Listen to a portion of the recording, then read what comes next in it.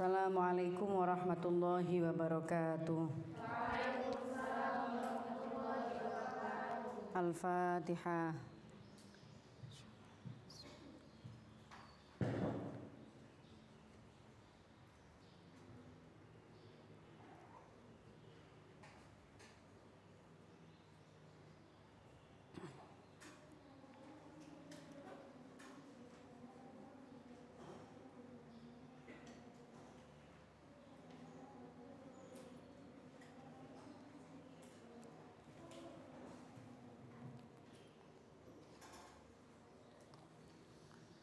Bismillahirrahmanirrahim. Alhamdulillahirabbil alamin.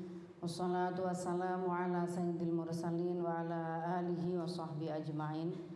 Qala al-muallifu rahimahullahu ta'ala wa nafa'na bihi wa bi ulumihi wa amaddana bi asrarihi wa a'ada alaina bi barakatihi fid dharaini amin ya rabbal alamin.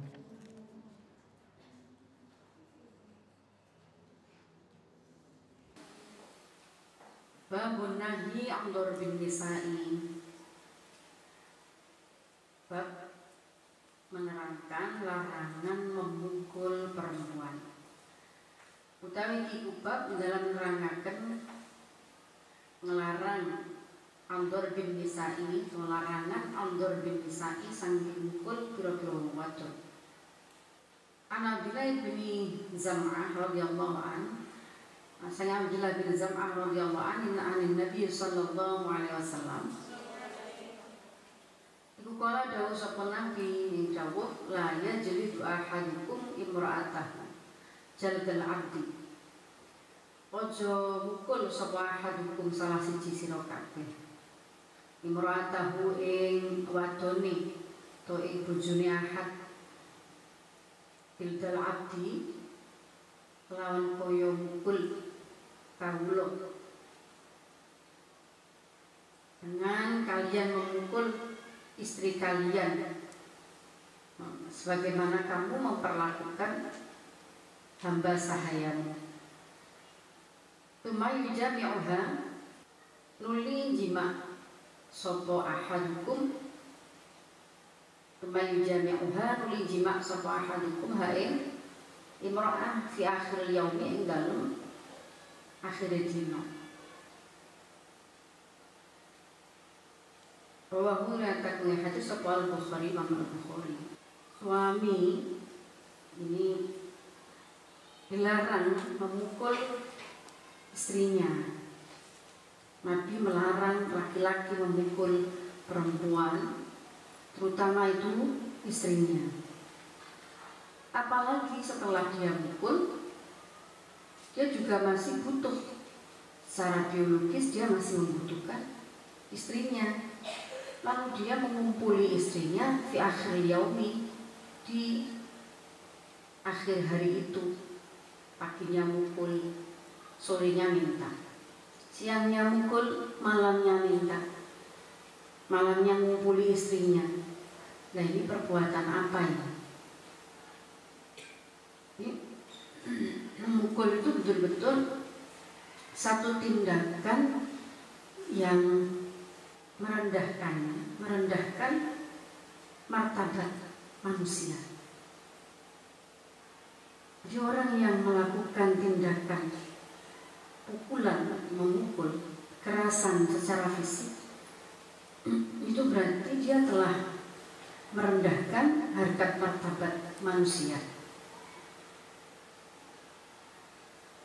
Suami memukul istrinya, atau sebaliknya ya, kalau mau dibalik itu ya mungkin saja terjadi, meskipun kebanyakan itu siapa yang paling kuat secara fisik itu yang melakukan pemukulan. Dan di sini hadisnya juga jangan memukul istri kalian, padahal kalian masih membutuhkan dia. Itu sumayujani'uha fi akhir yaum. Kalian masih butuh dia, lalu kalian minta kebutuhan biologis kalian kepada istri kalian. Kok bisa kalian pukul?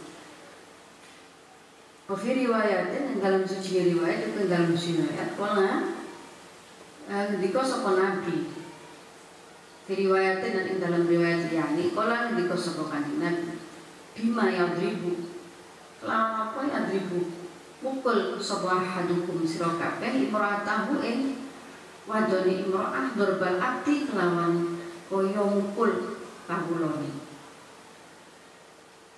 kemala nuli kaya-kaya tak temene abet malah Allah nuli kaya-kaya sak temene abet kuyo aniku menawa-menawa iku yo aniku menawa-menawa iku tak malah Allah menawa abet menawa abet iku yo aniku ngerangkul abet hae imro'ah iki akhrajan tu aku hadis sapa Al-Bukhari Imam Al-Bukhari. Dua hadis ini sama-sama ada di Sahih Al-Bukhari. Hadis yang pertama itu di kitab tafsir, hadis yang kedua di kitab adab. Ini sindiran Rasulullah Sallallahu Alaihi Wasallam pada laki-laki yang memukul istrinya. Satu sisi kamu melampiaskan kekesalanmu dengan cara memukulnya, tapi saat kamu butuh, kamu merujuk atau merajuk pada istrimu, ngerangkul-ngerangkul, minta-minta. Kok bisa kamu melakukan itu? Kok iso? Kok bisa? Tego ini. Riwayat dalam suci riwayat yang Abdul Razzaqi fil Musannafi dalam kitab Al-Musannaf pola Dawu sama Nabi. Satu riwayat lain mengatakan ama yastahya hadukum ayyadriba imra'atahu kama yadribal 'abda yadribuha awwalan nahari thumma yudajjuha akhirahu ama yastahyi. Tak isin ta sampeyan iku mukul istrimu seperti kamu memukul budakmu. Kamu pukul siang hari, lalu kamu kumpuli dia di malam hari. Ini di bahasa masih lebih bebas nih. Nang disi hatimu iku isu bu amuk kamu pukul, habis itu malam kamu minta. Gimana rasa malumu itu? Ama yastahi ono to ora isin sapa hadukum salah siji sira kabeh ayat riba yen to mukul sapa ahad imratahu ing bojone ahad juwadone ahad kame riba kaya oleh mukul sapa ahad al-abda ing kawula yadribu kang mukul ahad hari imra'ah awalan nahari yadribu mukul sapa ahad hae imro'an awalan nahar ing dalem kalitane awan thumma yudaji'u nuli ngancani turu to gauli sapa ahadukum hae imro'ah akhirahu ing akhire nahar ama yastahyi ana to ora isin sapa ahad dengan mukul istrimu karena kamu masih membutuhkan istrimu. Satu alasan itu, yang kedua alasan kemanusiaan sangat jelas. Kamu sendiri apa suka dipukul? Kalau kamu sendiri tidak suka dipukul, ya jangan memukul orang lain.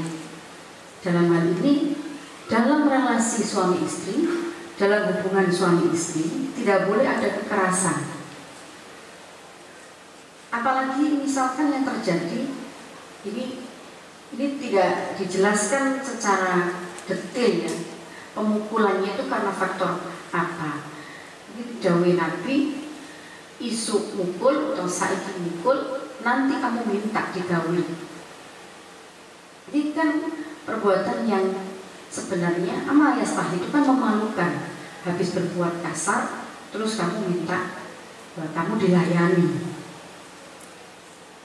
Nah,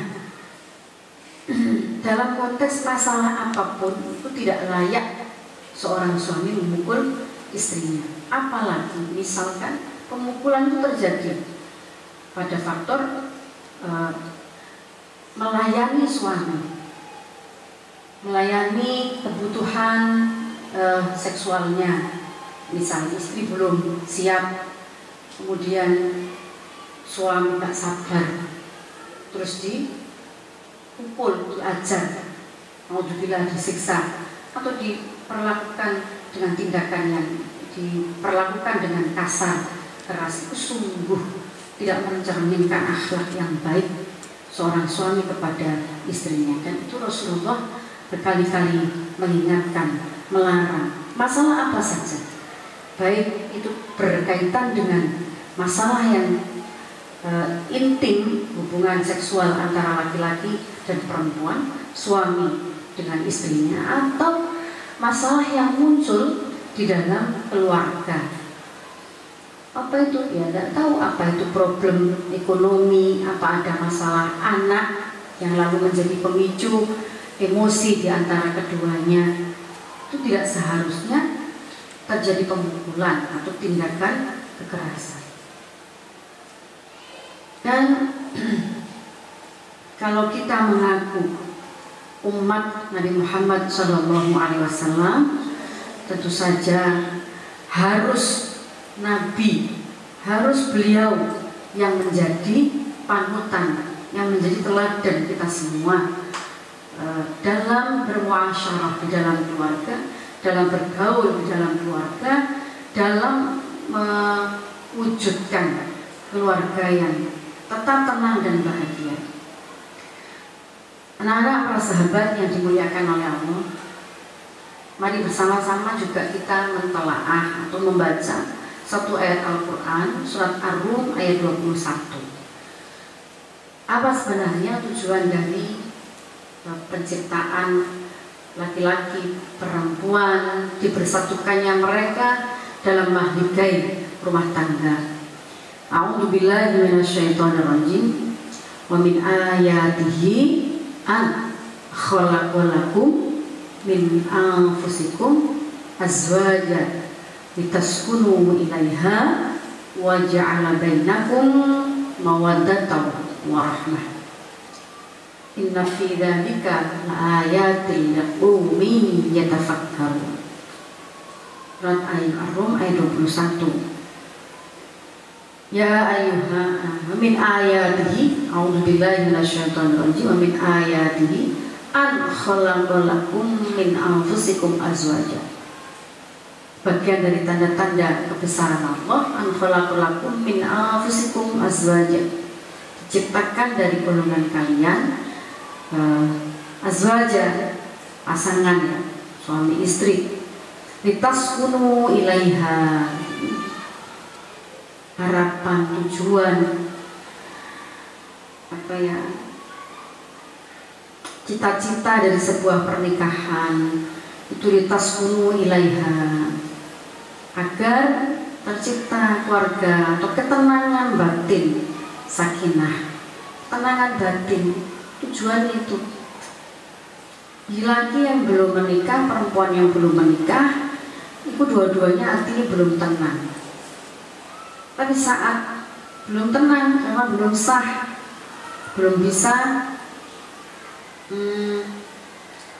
belum bisa halal ya, sehingga berbuat sesuatu yang kemudian itu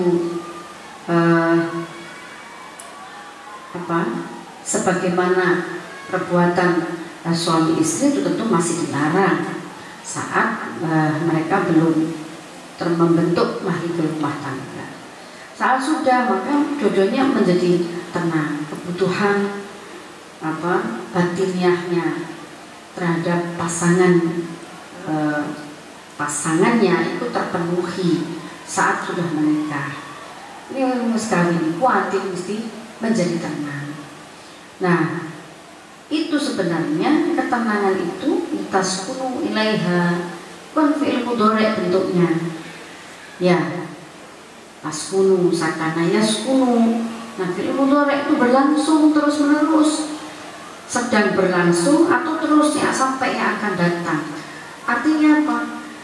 sakinah, ketenangan itu harus terus-menerus dilakukan, terus-menerus diusahakan.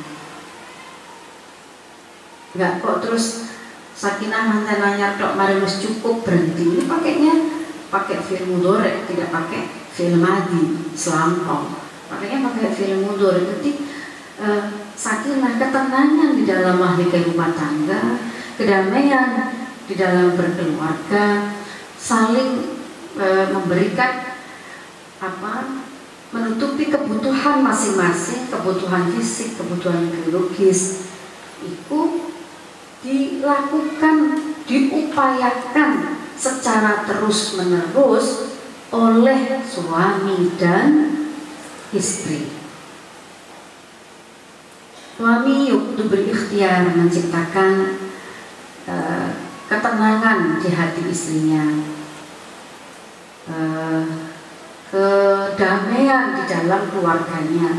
Demikian pula istri juga harus terus-menerus berupaya menciptakan ketenangan, kedamaian di hati suaminya, di mahligai rumah tangganya, di kehidupan keluarganya. Wa ja'ala bainakum mawaddatan wa rahmah. Allah menjadikan di antara mereka kalian mawaddatan wa rahmah, rasa cinta dan kasih sayang. Mawaddah cinta itu mungkin bisa naik turun, warahmah kasih sayang. Masih bujang, masih mantan-mantan anyar, masih kuat-kuatnya cinta, semua itu masih banyak yang bersifat fisik sekali. Cinta karena ia cantik, karena ia cakep, karena ia pokoknya seneng sembarang kali. Kok neris tuwe mulai kecantikan memudar, ketampanan memudar, kekuatan mulai berkurang. Tapi dari situ Allah tetap menciptakan warahmah, rasa kasih sayang. Nah, mawaddah warahmah ini jadi modal ya, kita atau seseorang atau suami istri, orang-orang yang berkehidupan rumah tangga untuk terus-menerus menciptakan kedamaian. Nah, kalau pengen tenang, damai, ya harus betul-betul meninggalkan tindakan kekerasan. Harus betul-betul ditinggalkan. Itu tidak boleh dilakukan. Mana bisa tenang kalau setiap hari menciptakan atau mendapatkan tindakan kekerasan. Pendino diomeli misalnya, itu kekerasan verbal. Ngomel itu kekerasan verbal, bisa dilakukan oleh laki-laki pada perempuan. Istrinya diomeli terus, bikin masakan nggak pas, ini nggak pas, rambut anak dianggap nggak pas, apa nggak tepat waktu dan seterusnya, laki-laki. Atau sebaliknya, istri pada suami berlaku sama, istri pada suami. Ya ada yang tidak pas pada pekerjaannya atau kurang menurut istri, maisyahnya kurang, ngomel setiap hari, nggak berhenti nih ngomel. Ini juga kekerasan. Orang ngomeli orang lain terus menerus, itu kekerasan verbal, kekerasan ucapan.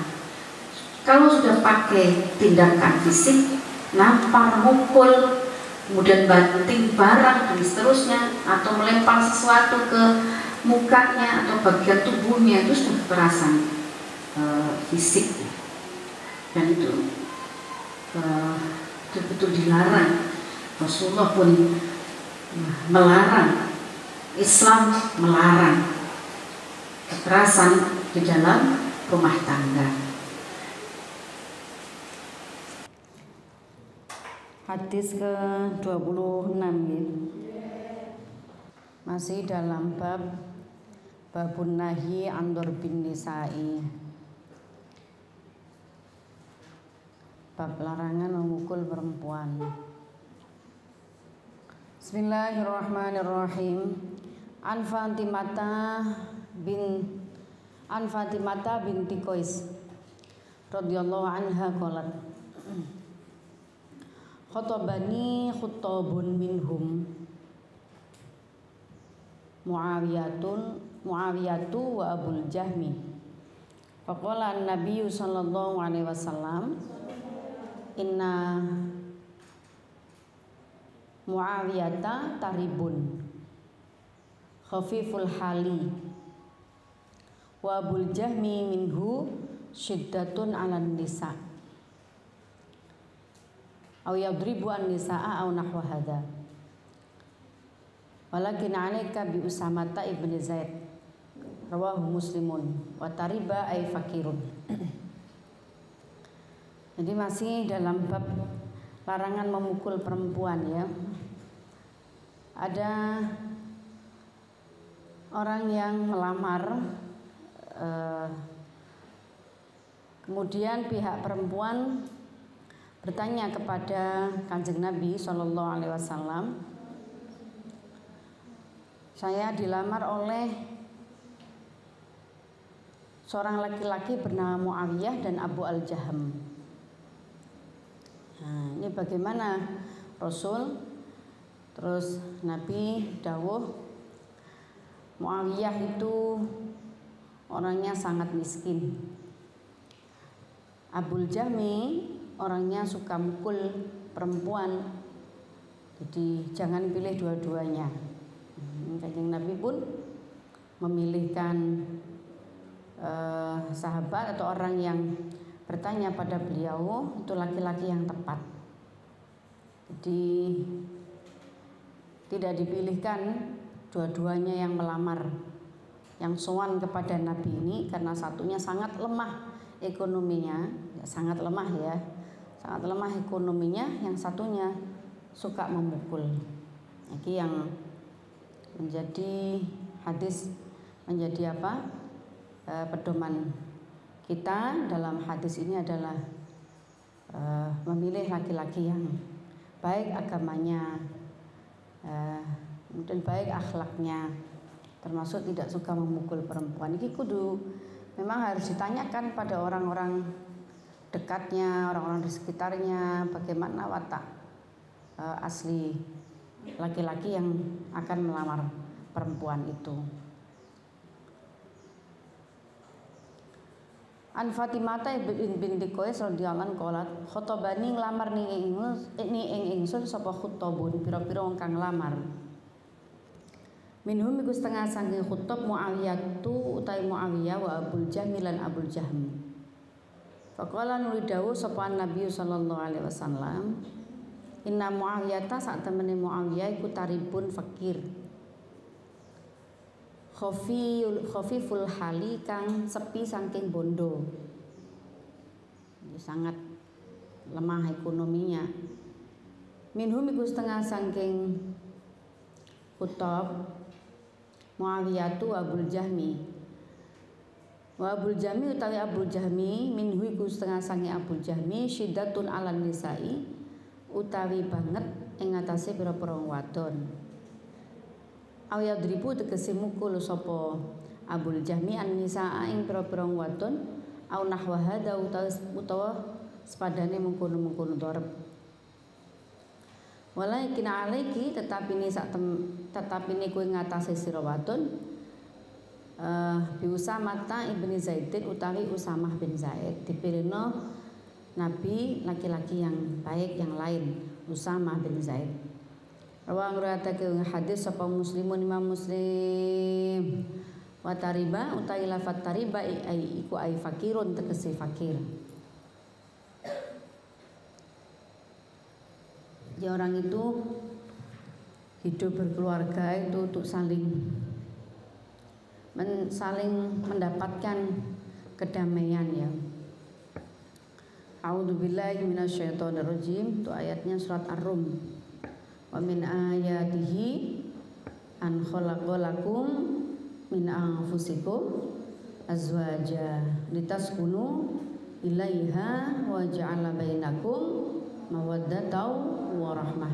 inna fi dzalika la ayatil liqaumi yatafakkarun. Jadi mikir-mikir sik sadurunge menentukan pilihan siapa calon pendampingnya, karena pernikahan itu dibangun agar tercipta kedamaian di dalamnya, ada kasih sayang, ada belas kasih di dalamnya. Jadi bukan malah sebaliknya, ada baku hantam di dalamnya, ada unjuk kekuatan fisik, melakukan pemukulan, penganiayaan dan seterusnya. Itu berarti bukan litaskunu ilaiha. Wan Bahas bin Hakim lan hadis kacerita saking Bahas bin Hakim an abihi saking bapake Bahas, an jaddihi saking bayi Bahas. Qala qultu ya Rasulullah, nisa'ukum ma na'ti minhunna wa ma nadaru. Qala i'ti harthaka anna syi'ta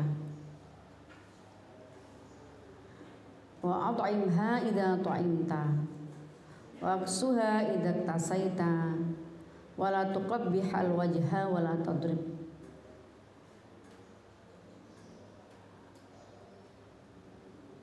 Nisauna utawi pira-pira wong wadon kita utawa bojo wadon kita iku mah perkara iku mah kaya apa ngono. Iku mah piye kaya apa nakti nekane kita minhuna marang nisa.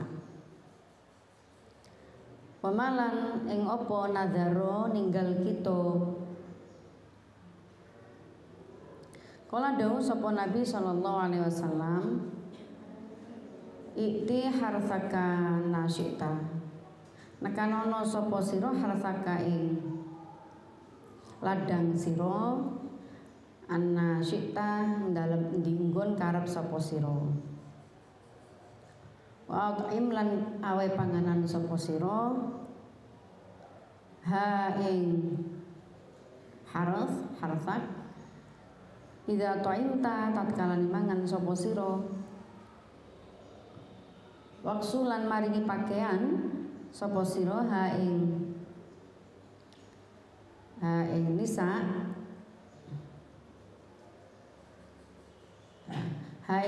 ya.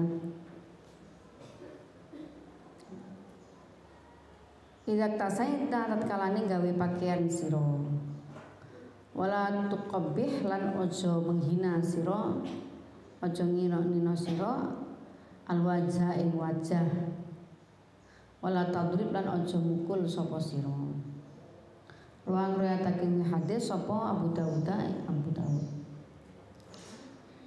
Lafat wa manati ay manaf'alu tegese ing apa naf'alu agawi kita. Wa manati iku maknanya ay manaf'alu wa nastamti'u lan amre enak-enakan kita. Wa manadaro lan utai lafat manadaro ay manatruka tegese ing apa natruka tinggal sapa kita.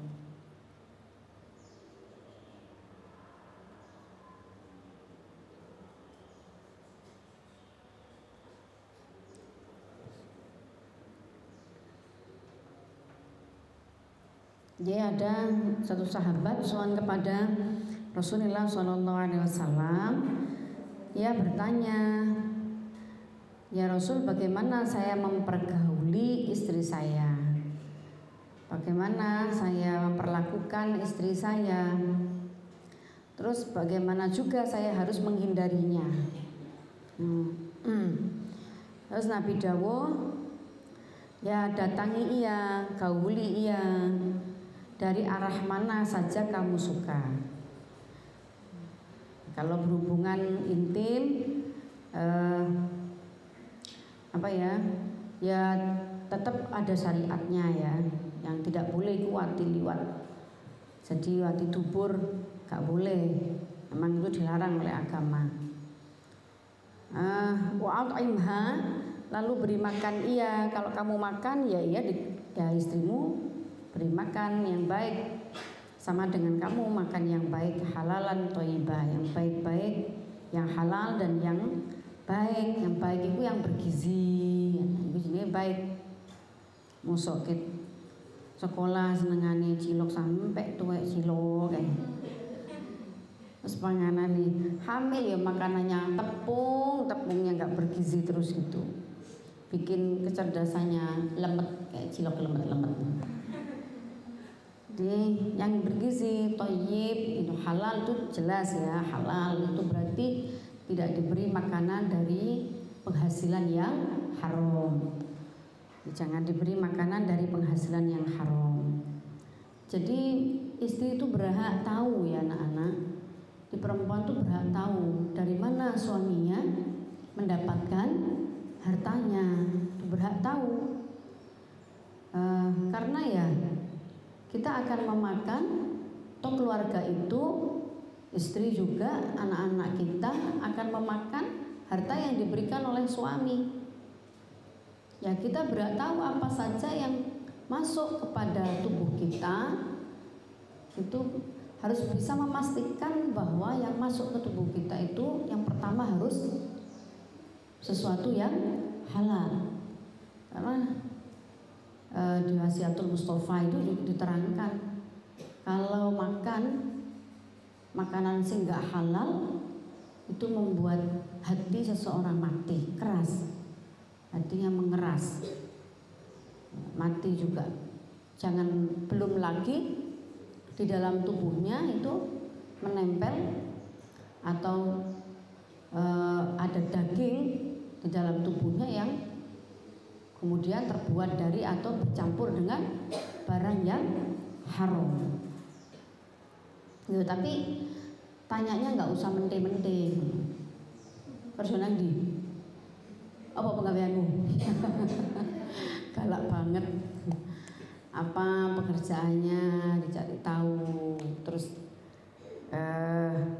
ya matur baik-baik gitu, beri saya dan anak-anak itu makanan, hidupi kami dari penghasilan yang halal. Karena kalau harta itu halal, makanan itu halal, berkah, barokah. Anak-anak juga salah satu yang bisa menghantarkan anak-anak kita menjadi anak-anak yang solih, yang solihah. Itu juga makanan yang halal.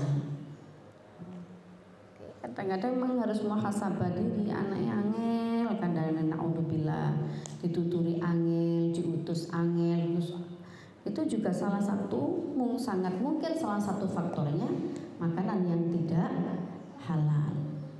Jadi harus diperhatikan karena itu masuk ke tubuh kita, hati-hati betul. Ini tidak ada salahnya suami istri itu saling mengetahui dari mana harta mereka dapatkan. Dengan cara apa mereka mendapatkan harta itu. Nah, itu terkait dengan kehalalan, kebersihan rezeki kita. Nah, kalau thayyibah itu yang baik untuk tubuh, yang bermanfaat untuk tubuh. Thayyibah itu yang memberi manfaat untuk tubuh. Dia harus pintar, harus selektif, terutama sebagai perempuan. Itu karena ya mau bagaimana, bukan kok itu menjadi beban perempuan semua, bukan. Tapi kan di tradisi kita itu masih semua itu masih banyak yang melakukan kerja-kerja domestik, itu masih banyak yang melakukan itu seorang ibu, orang perempuan.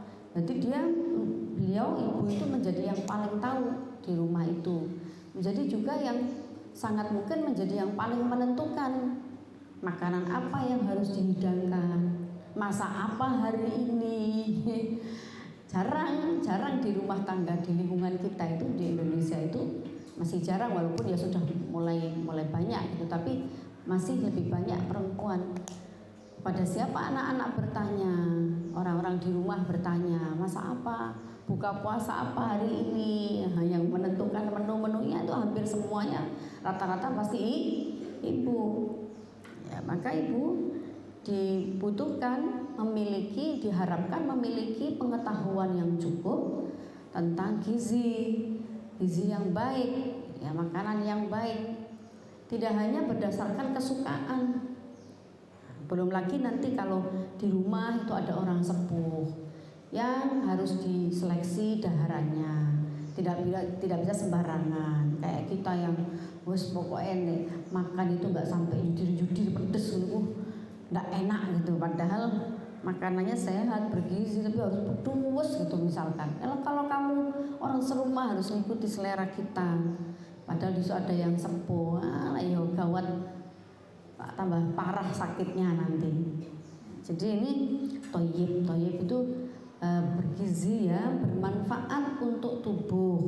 Jadi memilih makanan yang baik, tidak hanya sekedar enak di mulut saja, tapi yang bermanfaat dan memiliki kecukupan gizi yang baik. Dalam hubungan itu Rasulullah dawuh seperti itu. Wala tuqabbi al-wajha, jangan wala tadrib, jangan memukul, terutama memukul daerah wajah. Wala tuqabbi al-wajha itu maksudnya jangan merusak citra istrimu. Tuqabbi wajah itu memburukkan wajahnya, artinya membuat dia malu, mempermalukan istrimu, mempermalukan pasanganmu. Nah, kita juga begitu perempuan, jangan mempermalukan pasangan kita. Allah dawuh hunna libasul lakum wa antum libasul lahun. Kedua-duanya harus menjadi penutup aib yang baik, yang sempurna, yang baik. Jangan justru mempermalukan pasangan kita di hadapan orang lain dengan menceritakan keburukan-keburukannya. Nah, itu akan melemahkan sendi-sendi rumah tangga, dan itu termasuk penghinaan terhadap harga diri seseorang. Jadi jangan merusak citra dirinya. Tuqabbih al-wajha. Wallahu a'lam bishawab. Al-Fatihah.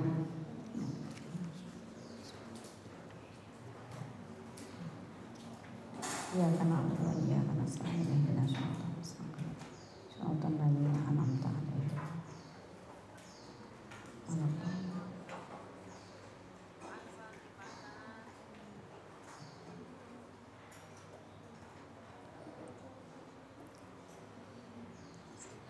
Bismillahirrahmanirrahim. Allahumma shalli ala sayyidina Muhammad wa ala ali sayyidina Muhammad. Allahumma inni astaudiuka ma 'allamtanihi faruddu ilayya inda hajati ilayhi wa la tunsini ya rabbal alamin. Allahumma inni astaudiuka ma 'allamtani faruddu ilayya inda hajati ilayhi wa la tunsini ya rabbal alamin. Allahumma inni astaudiuka ma 'allamtanihi faruddu ilayya inda hajati ilayhi wa la tunsini ya rabbal alamin. Assalamualaikum warahmatullahi wabarakatuh.